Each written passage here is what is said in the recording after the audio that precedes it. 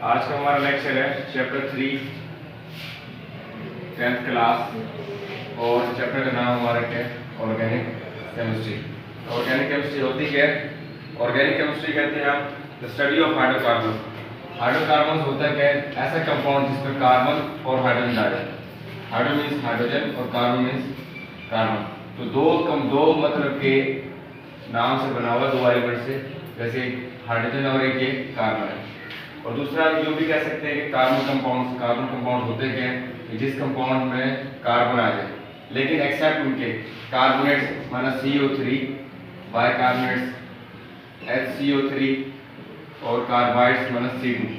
इन compounds के अलावा ये इन कंपाउंड्स में भी कार्बन है, लेकिन ये सारे के सारे क्या आर्टिफिशियल है, तो इसलिए इनके अलावा बाकी जो बच जाएंगे वो क्या हाइड्रोकार्बन। जैसे एग्जांपल अनुसार petrol, diesel, methane gas, naphthalene, spirit और ग्रीस, ये सारे के सारे वो कंपाउंड्स हैं इनके जो हमें हासिल होते हैं कहाँ से? क्रूड ऑयल से। और क्रूड ऑयल हमें कहाँ से हासिल होता है? ज़मीन से, क्योंकि उसमें से बहुत सारे प्रोडक्ट निकलते हैं। तो जैसे हमारे पास कोल है, कोल तार है, और उसके बाद चारकोल है, ये सारे के सारे कंपाउंड्स हमें ज़मीन से निकलते हैं। इसके अलावा petrol, diesel, gas, Mobil, kerosene oil, jet oil, engine oil, Mobil oil, ये सारे के सारे कंपाउंड्स हमें ज़मीन से निकलते हैं। तो जो चीज़ ज़मीन से निकलती है वो क्या कुदरती कहलाती है, कुदरती को हम क्या कहते हैं? ऑर्गेनिक। तो इसलिए हम क्या कहते हैं? Organic chemistry. ऑर्गेनिक केमिस्ट्री की कुछ और जैसे हमारे पास एग्जाम्पल है, मिसाल जैसे हमारे पास है CH4 मीथेन गैस, जो कि हमें ज़मीन से निकलती है, तो इसलिए हम इसको क्या कहेंगे? क्योंकि इस कंपाउंड के अंदर कार्बन भी और हाइड्रोजन भी है, तो ये प्योर कंपाउंड है। और इसमें इसका नाम क्या हमने रखा है? मीथेन। मीथेन इसलिए रखा है क्योंकि इसका नाम एक कार्बन है। तो इसकी अगर स्ट्रक्चर फॉर्मूला बोला जाए कि कार्बन की वैलेंसी होती है 4, तो इसलिए वो 4 बॉन्ड बना सकता है। जैसे मिसाल एग्जांपल है, ये कार्बन है, कार्बन कोवलेंट बॉन्ड बनाता है हाइड्रोजन के साथ, 4 हाइड्रोजन और एक कार्बन। तो ये हाइड्रोजन है, ये भी हाइड्रोजन है, ये भी हाइड्रोजन है और ये भी हाइड्रोजन है। ये दोनों आपस में क्या कर रहे हैं? एक एक इलेक्ट्रॉन शेयर कर रहे हैं। तो एक एक इलेक्ट्रॉन जब वो शेयर करेंगे तो आपस में कितने बॉन्ड बना रहे हैं? एक कार्बन ये एक हाइड्रोजन के साथ, दूसरा हाइड्रोजन, तीसरा और चौथा, इस तरह ये 4 वैलेंसी बना रहे हैं, क्योंकि दोनों के दरमियान में कार्बन और हाइड्रोजन के दरमियान में क्या कोवलेंट बॉन्ड है, मतलब शेयरिंग करें, इलेक्ट्रॉन शेयर करें, एक एक इलेक्ट्रॉन शेयर करें। जब एक एक इलेक्ट्रॉन शेयर करें तो एक एक बॉन्ड आएगा।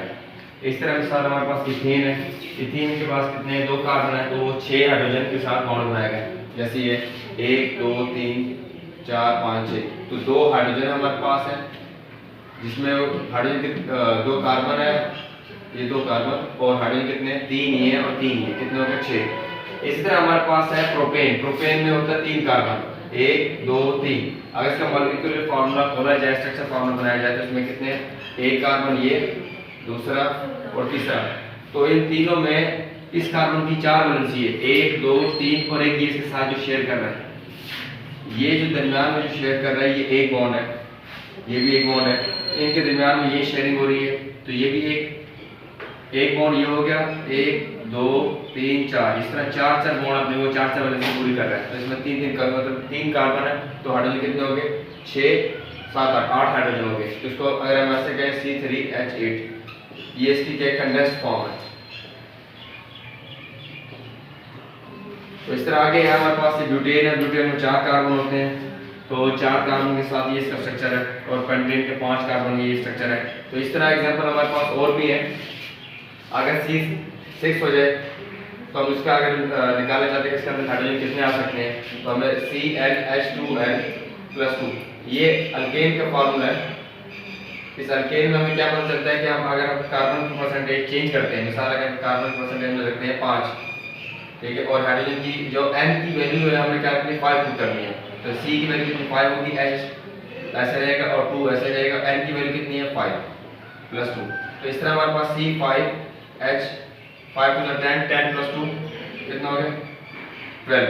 तो ये हमारे पास है C कार्बन के, अगर कार्बन हमारे पास 5 हो जाए तो हाइड्रोजन हमारे पास कितने होंगे 12।